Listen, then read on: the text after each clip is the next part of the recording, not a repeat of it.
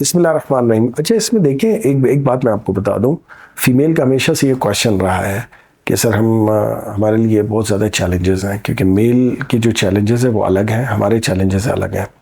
हम CSS PCS की preparation करना चाहते हैं, लेकिन मसला ये होता है कि लोग हमें डिग्रेड करते हैं। उसमें हमारे अपने घर वाले भी हो सकते हैं, हमारे अपने रिलेटिव भी हो सकते हैं, हमारे अपने फ्रेंड्स भी हो सकते हैं, इर्द गिर्द के लोग हो सकते हैं, नेबर्स भी हो सकते हैं। पहले तो बात यह है कि अपने हर प्लान्स को आप हर किसी के आगे डिस्कस भी ना करें। ये बहुत अहम नुक्ता है जो मैं आपको बताना चाह रहा हूँ। अब आप बोलेंगे कि सर हमने तो पढ़ना होता है, हमने आना होता है, घर वालों को तो पता होगा।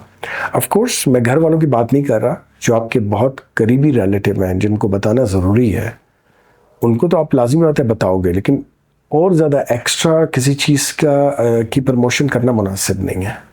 कि अगर आपने कोई प्लान सोचे हैं लाइफ के हवाले से, तो आप उसको एक तो उसकी तशहीर ना करें कि हर किसी को पता चले, क्योंकि वजह ये है कि हमारे यहाँ मशवरे देने वाले लोग बहुत हैं, और मशवरे ऐसे लोग देते हैं जिन्होंने कभी ज़िंदगी में ख़ुद कुछ नहीं किया होता, वो मशवरा ज़्यादा देते हैं।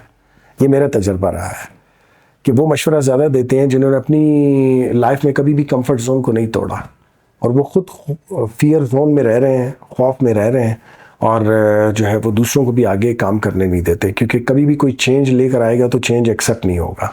तो इस वजह से ऐसे लोगों की बातों को तो आपने अवॉइड करना है कि उनसे आप अवॉइड करें उनको। अब अवॉइड कैसे करेंगे कि उनको हर चीज़ बताइए ना कि आप कर क्या रहे हैं। प्लान्स आपके बहुत ज़्यादा लिमिटेड लोगों को पता होने चाहिए। अच्छा, अब रहा कि लोग जिनको पता है, हो सकता है वो आपको डिग्रेड करें, तो अब आप क्या करें? तो मैं आपको एक चीज़ बताऊं कि अगर आप हर किसी की बात को इतना सोचेंगे और ओवर थिंकिंग करेंगी, तो फिर तो आपसे कोई भी काम होने वाला नहीं, क्योंकि वजह ये कि वो आपकी सारी एनर्जी वहाँ पे शिफ्ट हो जाएगी। लेट्स सपोज आपने CSS की तैयारी की, कज़न ने बोला भाई ये तो नहीं हो सकती, यहाँ पे तो पता नहीं इतनी मुश्किल होती है, या पता नहीं इसमें तो सिफारिश और रिश्वत चलती है, तो इस वजह से होता है। तो ये बड़े कॉमन क्वेश्चंस हैं जो हमारे सामने लोग लेकर आते हैं। मैं आपको एक चीज़ क्लियर कर दूँ, देखिए, अगर सिफारिश और रिश्वत पहले तो होती नहीं है, लेकिन चलो अगर होती भी है, तो क्या आपके पास सिफारिश या रिश्वत के पैसे हैं? नहीं है। तो फिर आप इस ऑप्शन पे सोचते क्यों हैं? आप वो काम करते क्यों हैं जो आप समझते हैं कि आप कर सकते हैं? पहले तो ऐसा होता नहीं है, कोई सिफारिश और रिश्वत नहीं होती, क्योंकि टैलेंट होता है, वो अपना रास्ता खुद बना लेगा। लेकिन अगर बिलफर्ज मैं एक मफरूज़ा रख रहा हूँ कि अगर ऐसा होता भी है, तो क्या आपके पास ये चीज़ अवेलेबल है? तो जब ये चीज़ अवेलेबल है ही नहीं, तो इस चीज़ के बारे में सोचना क्यों है?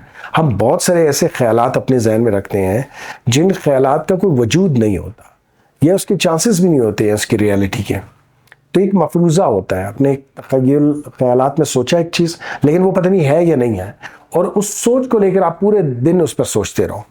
तो इसकी एक मिसाल बड़ी अच्छी है, हम ट्रेनिंग्स में भी बताते हैं, सेशंस में, कि इस वक्त आपकी पूरी 24 घंटे की जो ज़िंदगी है, लाइफ है, उसके अंदर इस 24 घंटे में कितने हज़ार सेकंड्स हैं जो आप गुजारते हो।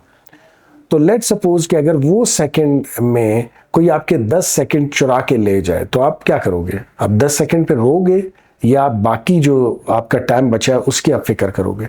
ऑफ कोर्स जो टाइम आपका बच गया आप उसकी फिक्र करोगे। 10 सेकंड अगर ज़ाया भी हुए तो कोई मायने नहीं रखता।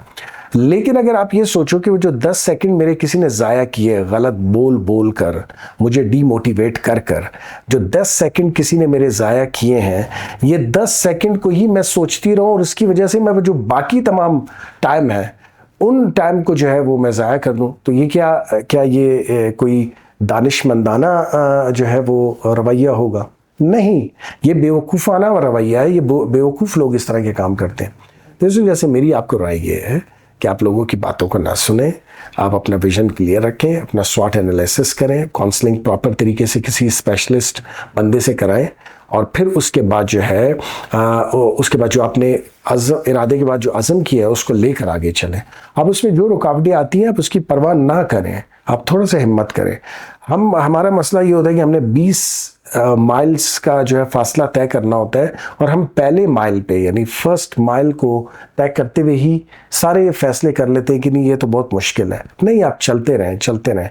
हो सकता है 2 या 3 माइल्स के बाद आपको ऐसा लगे कि यार ये तो रास्ता और आसान हो गया, 10 माइल के बाद फिर आसान हो गया, 15 के बाद और आसान हो गया, और ऑफ कोर्स होता है।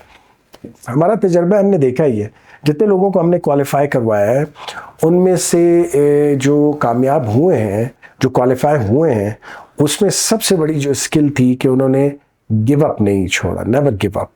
मतलब हम हमेशा से ये कहते थे कि भाई आपने छोड़ना नहीं है चीज़ों को, तैयारी आप कर रहे हैं, आप नहीं कर पा रहे, ठीक है, आए मशवरा करें, आए काउंसलिंग सेशन में दोबारा पूछें कि जी मैं नहीं कर पा रही। अच्छा क्या होगा कि हम आपको राय दे देंगे कि आपकी ये स्किल कमज़ोर है या ये वजूहात है जिसकी वजह से आप नहीं कर पा रहे, फिर जाए, फिर उस चीज़ को ठीक करने की कोशिश करें, फिर आगे रुकावट आती है फिर आए, फिर काउंसलिंग करें। इसी वजह से तो हम अनफाल में ये चीज़ रखते हैं कि हम बार बार आप डिस्कशन करें और वो करें। तो इसको आप लेकर चलें तो इंशाल्लाह आपके लिए चलना भी आसान होगा, आगे कामयाबी भी आसान होगी।